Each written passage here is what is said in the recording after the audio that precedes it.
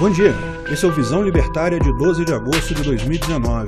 Antes das notícias, apenas um breve update sobre o noticiário internacional do caso Jeffrey Epstein. Aparentemente, ele não estava mais em vigia contra suicídio, o tal do Suicide Watch. Ele havia sido retirado deste programa pela direção do presídio poucos dias antes, e a investigação está seguindo nesse sentido. Houve quem especula que o colega de cela dele poderia tê-lo morto, mas ele também não tinha colega de cela. E a câmera da cela, como já falamos, também deu defeito, como explicamos ontem. Ou seja, a coisa toda cheira cada vez mais a assassinato ou, na melhor das hipóteses, de gente que favoreceu o suicídio dele. A dificuldade vai ser achar quem ordenou isso. Parece que tem evidências amplas de que Bill Clinton era habitué da ilha do cara, sempre viajava no Loliplane, como eles chamavam, o avião das Lolitas. Mas tem um monte de outros figurões de lá também que também podem ter sido implicados. Então vai ser uma novela engraçada de acompanhar os próximos capítulos.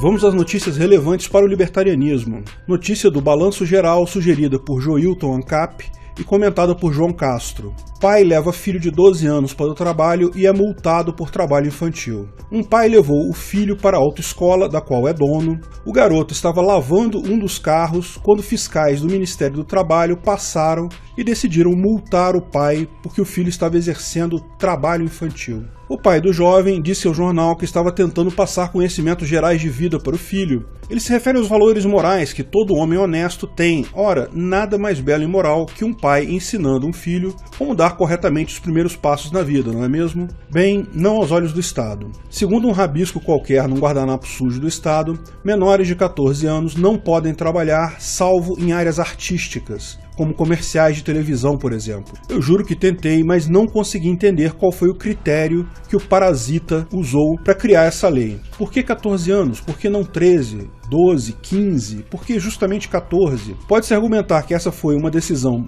porque os jovens com menos de 14 anos, na média, não têm porte físico ou capacidade psicológica para lidar com trabalhos e compromissos, certo? Mas isso é a média. Todos os jovens que são mais fortes e capazes antes disso, como fazem? A lei não estaria excluindo esses jovens, a liberdade deles, de poderem trabalhar legalmente? Por outro lado, e os jovens mais velhos que a idade estabelecida que não possuem tais características? A lei não estaria cumprindo seu papel que diz querer atingir, o de proteger essas pessoas. Conseguem perceber como esses rabiscos aleatórios, além de não possuírem nenhum sentido, também não funcionam para resolver o que supostamente pretendem resolver? Porque quem quer botar a criança para trabalhar ilegalmente vai fazer isso de qualquer jeito. Só ir nos sinais de trânsito da qualquer grande cidade para ver crianças trabalhando como pedintes em jornadas muito maiores do que até trabalhador adulto. No final das contas, esse rabisco no guardanapo sujo só tem o exato mesmo propósito de todos os demais rabiscos do guardanapo sujo: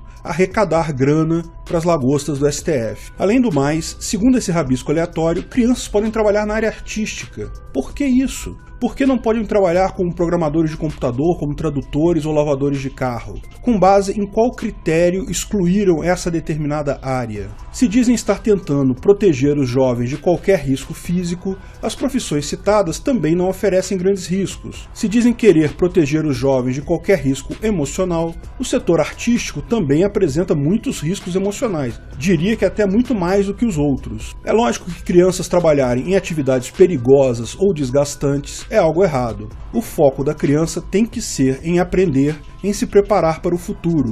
Mas o trabalho, desde que não arriscado ou desgastante, é uma parte muito importante desse aprendizado. É só seguir a cartilha do tutor libertário. Qualquer decisão que o tutor toma em nome da criança deve ser no sentido dela atingir a capacidade plena. Se o pai estivesse usando o filho em detrimento deste em um trabalho desgastante ou abusivo, por óbvio, seria alvo de processo em tribunal privado. Mas uma lei cega dessas é impossível de fazer justiça de fato. Priva um monte de crianças que poderiam trabalhar tranquilamente, tanto para aprendizado pessoal, quanto para ganhar dinheiro para si e para sua família, desde que isso seja feito de uma forma construtiva, que não atrapalhe o desenvolvimento da criança. É só positivo, não tem lado ruim. Com isso já se percebe para que realmente o Estado existe, apenas para reprimir liberdades individuais das pessoas e arrecadar dinheiro no processo. Nesse ocorrido, o pai estava apenas tentando ensinar o filho como foi que ele começou a trabalhar daquele mesmo jeito, aprendendo com o seu pai. O trabalho é um valor dignificante. São nos primeiros trabalhos que muitos aprendem a necessidade da disciplina para alcançar determinado fim, concentração, obediência, cuidado. E quando um pai tenta passar esses valores para um filho, ele está de fato cuidando dele, ensinando o que é certo, como seguir um caminho digno, seguir uma vida que não se baseie em assaltar outras pessoas, como o parasita que criou essa lei e os fiscais que fazem com que ela seja cumprida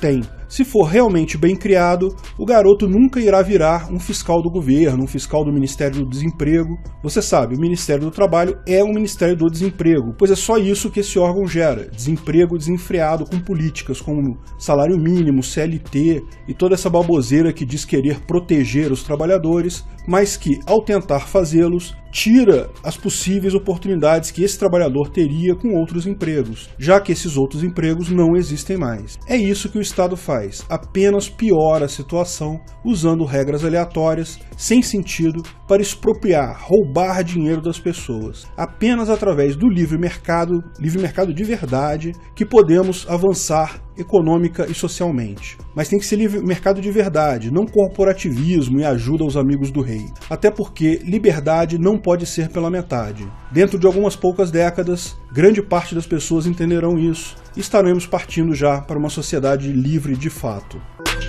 Notícia da revista Galileu, sugerida por Niorf e comentada por Maciel de Souza. São 20 mil garimpeiros explorando a nossa casa, afirma a liderança indígena.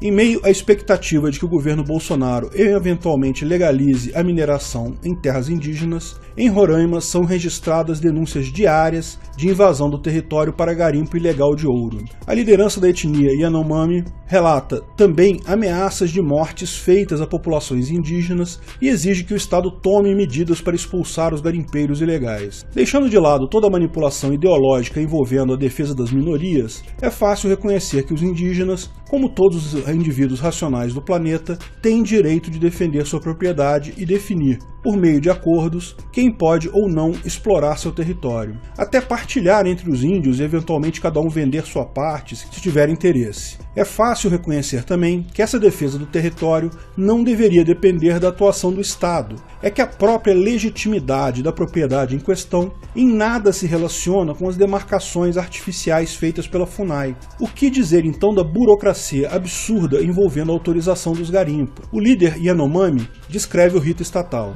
Quando tiver um interessado em explorar a terra indígena, ele tem que enviar um projeto para a FUNAI de Brasília. A FUNAI de Brasília vai consultar as regionais, que vai consultar as organizações indígenas, que vai falar com as lideranças locais, que então vão conversar com a comunidade. Parece que é exatamente o aparato estatal o maior obstáculo para a segurança das terras indígenas. E parece também que a garantia legal dos direitos indígenas é a maior responsável pela alienação dos índios e seus verdadeiros direitos. Não se pode, em pleno século XXI, atribuir aos indígenas o papel de crianças tuteladas pelo Estado, pois quanto mais eles se sentirem independentes da atuação governamental para protegerem seus direitos, menos independentes serão para realmente fazê-lo. Direito está ligado intrinsecamente com independência pessoal. Só ver a ética argumentativa. Ainda segundo o líder, a FUNAI tem bases de proteção no território abandonadas há mais de um ano, apesar de decisão judicial exigindo sua reabertura. Conhecendo-se o funcionalismo público, isso não é uma surpresa para ninguém. O que é surpreendente é o quão impotentes as populações indígenas se tornaram em função de anos e anos de políticas estatais que visavam nada mais do que cercear a liberdade desses povos, pois seu comportamento é idêntico ao de 90% da população brasileira, que se esforça para acreditar em um Estado que o proteja e o ampare. O líder indígena atribui a situação atual ao descaso do atual presidente com a questão indígena e a seu discurso de livre incentivo à exploração.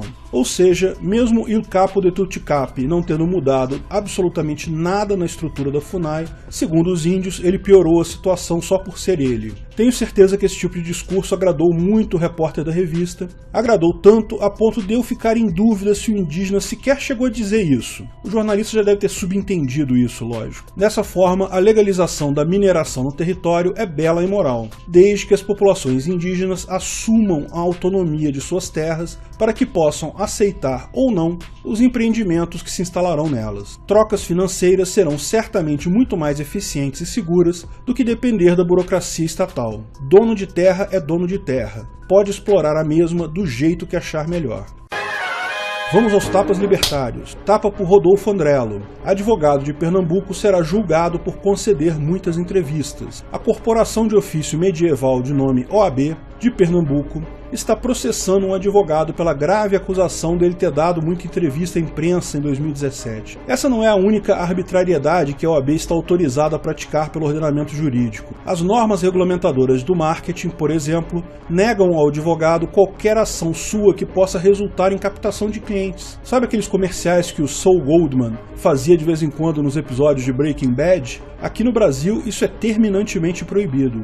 Há diversas outras proibições arbitrárias, como não poder ter um escritório que seja simultaneamente advocacia e contabilidade, ou o impedimento de uma imobiliária que preste consultoria jurídica a seus inquilinos. O motivo para esses impedimentos? Lógico que eles serão incapazes de apontar um aleatório lá, mas em última análise trata-se do burocrata que se acha capaz de regular o mercado melhor que o mercado em si, e, como é padrão, faz merda e piora o mercado. Por outro lado, o Estatuto de Ética da OAB não proíbe qualquer envolvimento com organizações criminosas socialistas e outros notórios violadores de direitos naturais. Aliás, o atual presidente da ordem é um filho de um ex-militante comunista, ele próprio filiado ao PCdoB. Será coincidência? Tapa por Kevin Pegoraro. Legislação sobre patinetes avança em São Paulo. A sanha arrecadatória dos parasitas brasileiros contra os perigosos patinetes elétricos continua a todo vapor. A melhor saída para quem não quer ser escravo da máfia é deixar de usar seus serviços centralizados e passar a comprar serviços peer-to-peer, de forma descentralizada e usando criptomoedas para pagar. Aguardo ansiosamente o momento que existirão aplicativos que permitam esse tipo de transação. Vou dar uma breve explicação de como poderíamos retirar totalmente a capacidade de nos pilhar do Estado. Pense em um aplicativo estilo Mercado Livre, mas para a venda de absolutamente qualquer tipo de serviço ou produto peer-to-peer, diretamente em criptomoedas, e que o aplicativo seja descentralizado e funcione em blockchain. Algo como o antigo Silk Road, mas que não fosse centralizado como esse, fosse totalmente peer-to-peer. O Silk Road, para quem não conhece, foi o maior mercado da Deep Web. Vendia-se e comprava-se de tudo, mas ele era centralizado, ele tinha um servidor central, e dessa forma pôde ser derrubado pela máfia. A máfia não poderá fazer nada além de, no máximo, prender algumas poucas pessoas que usarem tal aplicativo. Mas mesmo para isso terá dificuldades. A máfia, vocês sabem, só funciona na base da ameaça de violência. O uso de violência constante é muito caro. É só organizar tudo em categorias, ter o esquema de avaliação pública e criptomoedas para garantir um pagamento seguro. Outra funcionalidade importante, o aplicativo poderia agir como um mercado pago, garantindo que não haverá calote. Mas e se alguém não fizer o serviço prometido ou mentir dizendo que fez? Como resolver o conflito sem Estado? Precisamos da coleira estatal, certo? Muge o bovino gadoso qualquer. Ora, pobre quadrúpede, um exemplo simples, usando o Ethereum, já dá para criar uma arbitragem privada. Ou até mesmo usando a Bitrated, que também faz isso. Imagine que eu compre algum serviço nesse aplicativo, então eu pago minhas criptomoedas para esse mercado pago, para essa terceira parte isenta, que vai passar esse dinheiro para o cara apenas quando ele finalizar o serviço ou entregar o produto em questão. As soluções são simples e claras. Estado e justiça centralizada são totalmente desnecessários. Obrigado pela audiência. Esse vídeo foi patrocinado pela Universidade Libertária. Quer entender o libertarianismo a fundo? Conheça a Universidade Libertária. Veja o link na descrição do vídeo. Hoje à noite vai ter novidades no site visãolibertaria.com, hein? Mas vou explicar tudo direitinho na live de amanhã à noite. Não perca, amanhã às 8 horas vamos fazer uma live para conversar sobre essas novidades e muito mais. Não perca, até a próxima.